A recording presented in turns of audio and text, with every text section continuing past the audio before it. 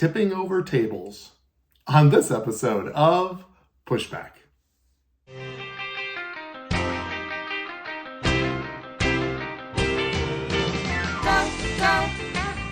Go, Jonny, go, go. Go, Jonny, go, go. Go, Jonny, go, go. If you're concerned about the direction our culture is heading, then maybe it's time to push back. Hello, everyone. It's Dr. Jonny, and this is another episode of Pushback. I want to stay in real current events, talking about our culture and our society and the things that are happening, even in the political realm. It's been such an eye-opening first couple weeks of President Trump's administration, and if you've been paying any attention, it's been at breakneck speed. He has certainly jumped into his role as commander-in-chief and has been making some sweeping changes, and I believe positive cultural changes that are happening in our society. It doesn't come without pushback. It doesn't come without eyebrow raising, especially from the other side. However, I do believe with all my heart that he is somebody that has been injected into our culture to bring real change.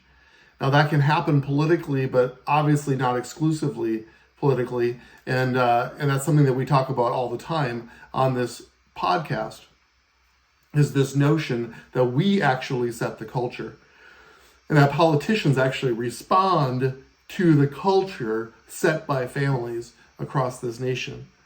But I believe that is one thing that Trump is doing. He ran on a platform of changing some of this woke ideology that has been indoctrinated to us and to our children.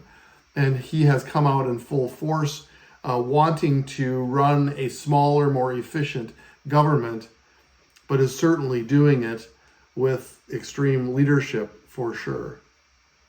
You know, this podcast is entitled Tipping Over the Tables. And we go back to, I believe, the greatest cultural reformer of all time. And that, of course, is Jesus Christ, who comes to this earth and flips everything on its head. He flips doctrine, he flips culture, he flips society, he flips law, he flips the current religious teaching of the time, and throws everything into upheaval. And we know the story from Matthew 21, starting at verse 12. Jesus entered the temple courts, and he drove out all who were buying and selling there. He overturned the tables of the money changers and the benches of those selling doves. "It is written," he said to them, "My house will be called a house of prayer, but you are making it a den of robbers." So I think it's super interesting that Jesus was a troublemaker. I feel pretty confident in saying that Jesus was a troublemaker. He came into a culture that he saw did not line up with his Father's heart. And he came to tip over tables, without a doubt. Now, you can't tell me that that episode in history didn't rattle some cages, didn't cause some issues among the religious leadership to raise their eyebrows, cross their arms, look at him with disdain, and say, who is this guy that's causing all this trouble? Who is this guy that's being injected into our culture and offering an alternative, offering something different?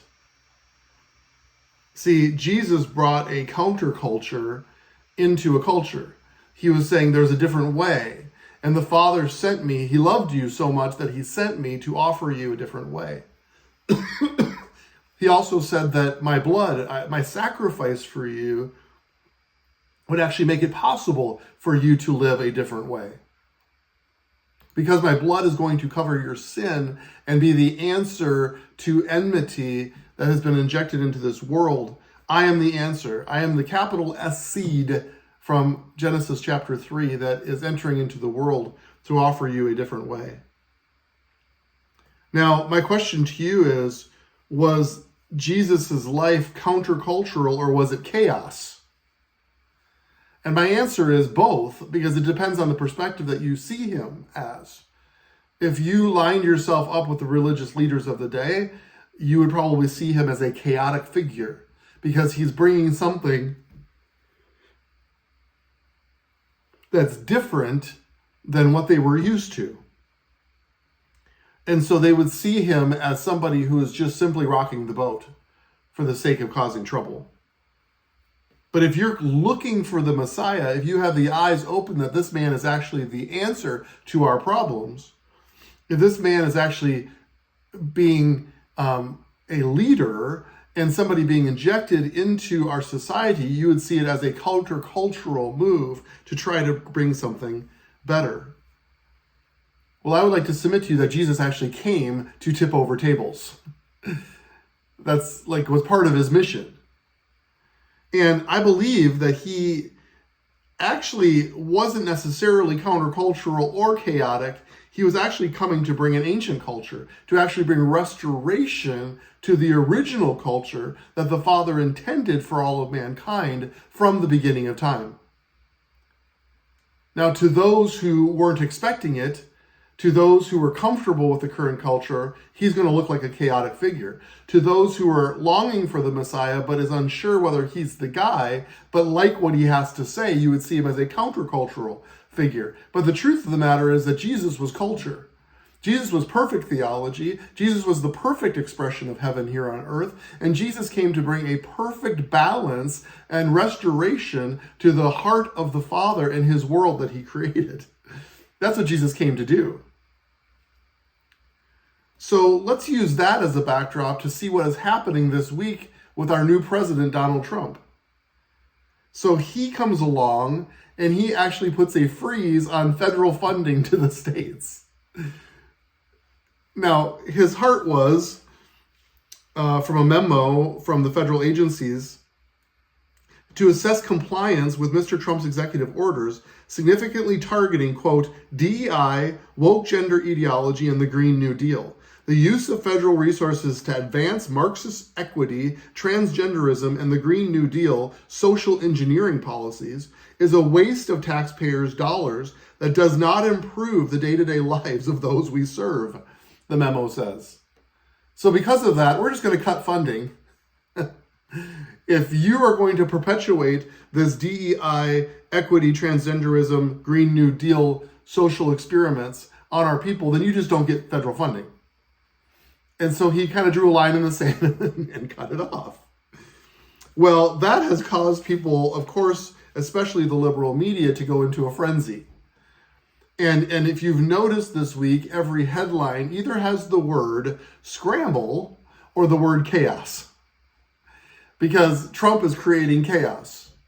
And he is a chaotic president. And here we go again, another 4 years of chaos. So pay attention to the headlines. That's the rhetoric coming out of the liberal media, because their heads are blowing up over the fact that Trump would dare to actually attach federal funding to something positive, and that he would actually dare to cut funding to something that he sees is destructive. So I went to CBS News, a good liberal outlet, just to see what they would have to say. And this is what they said. A federal judge on Tuesday issued a stay against the White House directive that ordered a spending freeze on federal assistance. So it is currently on hold, which sent Washington and organizations around the country into chaos on Tuesday as they scrambled to figure out how their programs would be affected. It's fascinating to me that the response, of course, to something proactive, the response, of course, to why he was elected, is that it's chaotic, that it's chaos. Because if you are in the perspective, as we just laid out, of being comfortable with the current culture and hoping with all your heart that the current culture is now entrenched and cannot be moved, then you'll see Donald Trump and his policies as chaos. See, Jesus was the greatest chaos agent? That's a question mark? But see, it's how the Pharisees saw him as he disrupted the usual flow of an entrenched society that loved money and corruption. So chaos would be a response, maybe even a realistic response. Maybe that's actually the way that they feel. Of course, it's a powerful word. It's a negative word. And they want people to feel like everybody is now scrambling. See, Jesus responded to the response of the Pharisees felt like their world is being tipped over, just like those tables in the temple. And I believe that there are so many that are entrenched in Washington and so many that are entrenched in the DEI, woke, transgender, Green New Deal culture that they feel like they're getting their tables tipped over. And what it feels like is chaos. And that moment in history when Jesus tipped over the tables had to rattle things around Jerusalem. It just had to, because that's what he came to do. And he was really, really good at it. So this is what CBS News responds, which I think is interesting. From pausing research on cures for childhood cancer, to closing homeless shelters, halting food assistance, reducing safety from domestic violence, and shutting down suicide hotlines, the impact of even a short pause in funding could be devastating and cost lives. This order could decimate thousands of organizations and leave neighbors without the services they need. Nowhere in that list is the DEI, woke, transgender, Green New Deal issues that now are being reduced and canceled. Now, I'm sympathetic to those causes, and I know that Donald Trump's heart isn't to defund Meals on Wheels. That's not his heart. But he's also feeling that funding things, the list that he gave, also are devastating and cost lives. Let's be realistic about the fact that the things that are involved in the greater pot of funding that's coming from the federal government are also devastating and cost lives. And so what the Trump administration is attempting to do is to eliminate radical spending and then add back essential services. I heard a comment from, I believe, the press secretary that said, the funding will come back when you explain to Donald Trump why your services are necessary.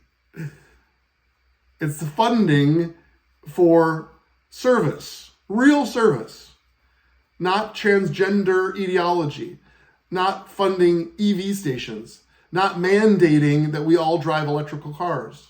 That's not what we want to give our money to. And Trump was actually elected on that purpose. So he is coming and he's tipping over the tables and say that government this isn't their job. Just like the temple's job isn't to become robbers and sell doves. It's not a commercial enterprise, it's a holy place. Government is actually created for a purpose. And a very specific, smaller purpose than you might think. And so Trump is coming along and he's tipping over the tables and saying, you don't just get money for anything that you want. You get money for essential services. And he will add back very quickly that money to these essential services that are necessary. So this lovely list with the violins behind it of what's at stake if he holds it will get their money. He is not out to cancel domestic violence safety. He's not out to cancel food assistance or cures for childhood cancer. That's not his heart. But attached to all of that money are these things that are actually harming children as well, even beyond childhood cancer. It's an indoctrination that actually creates an incredible amount of harm to the next generation. Just go back and listen to all last year's podcasts. So he is doing something extreme, yes, to get people's attention, yes, to actually rattle the cages of our culture, yes, because it's countercultural to what we're used to doing. What's culture is that the government just sends a huge bucket of money to each state and the state uses it as they want to, and the blue liberal states are using our taxpayer money to actually fund something that's hurting our children and hurting our culture. And Trump says no more. It's radical. But my friends, I would like to submit to you that it's not chaos. It's just countercultural. It's something that we're not used to. And so for those who are upset about it and want the money to just keep flowing, baby, they're going to call it chaos. So I believe, and this is a strong statement, I believe that Trump is tipping over tables, and I believe that we are actually watching history take place right now. We are watching history, and it's called pushback. We want a government that actually runs efficiently. We want government that actually funds things that actually help people. So I believe that we are watching a great reset. It's a great reset, I believe, of what the government does, and a great reset of what the government doesn't do. Let me say that again. I believe it's a reset of what government does and a reset of what government doesn't do. There's been overreaching, there's been extravagant spending, and that's why we've accumulated a debt, because we're actually doing something as a government that is way beyond the reach and scope that it was created to do in the first place. And it takes somebody of courage to come into a place, you might even call it a holy place, and start tipping over tables. Now, I hope you aren't offended by the analogy of comparing Donald Trump to Jesus himself. What I'm comparing are cultural reformers. And I believe Jesus is the gold standard of cultural reformation. His life, in 33 years of life, transformed history forever. Donald Trump is a small piece in a much smaller pond. And yet he carries some authority that I believe is God-given, and he has some insight that I believe is voter-given, that is actually causing us to reevaluate our culture and say, this isn't right. What's happening here in the confines of what's called government actually doesn't belong here. And he's coming and he's tipping over tables. And if it takes temporary halting of funding to get people's attention, then I believe it's worth it. And you might say that's lacking compassion for all of these services that they've listed, and what about cancer research? That will all be there because we all support that, and we all are okay with funding for Meals on Wheels. There doesn't need to be any scrambling. But let's be clear, unless there's a line drawn, unless there's some tables tipped, nothing ever really changes, and culture just remains. So it may feel uncomfortable, especially to those who are hoping that current culture would just stay entrenched. And it may feel like scrambling and chaos, but it's just called counterculture. So I'm asking you as a listener, and my goal of this podcast is to bring information like this so that when you see headlines, when you see people complaining that Trump is here he goes, he's becoming dictatorial, and he's making executive orders, and he's a chaos president. You're going to hear this over and over again over the next couple of weeks. Don't believe the rhetoric. Don't get caught up in the chaos rhetoric. I believe that his heart, his goal, his purpose is to actually cause scrambling. When things get tipped, when tables get tipped, scrambling is required. It's a response of, oh no, what are we going to do? And that's a great place to be as a country, because it has us reevaluate the things that are important. Show us that your services are necessary and the funding will come. It actually cancels and knocks out at the feet those who feel like they have never been able to be moved. And because of that, they can entrench their woke, radical ideology on the people and on our children unchecked. So I believe what happened this week is a powerful move, an important move. Don't believe the rhetoric that would say that it's just chaos for the sake of chaos.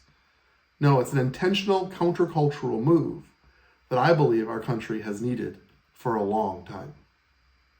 That's my perspective. I'd like to hear yours. Would you go to pushbackculture.org? Pushbackculture.org, you're going to find all of my archived podcasts over the last 5+ years, and connect to the ones that connect to you as you read the descriptions and what they're about.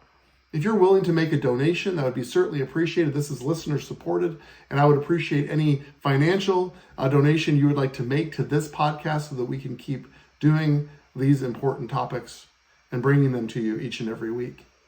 I also invite you to go to gofam.org and GoFam Ministries on Facebook and on Instagram. Like and follow because you're going to get the up-to-date information about what we're doing, about Amy and I traveling and teaching, things about family, as well as great resources that you can find on our website. I encourage you to stay connected with our ministry because it's our passion.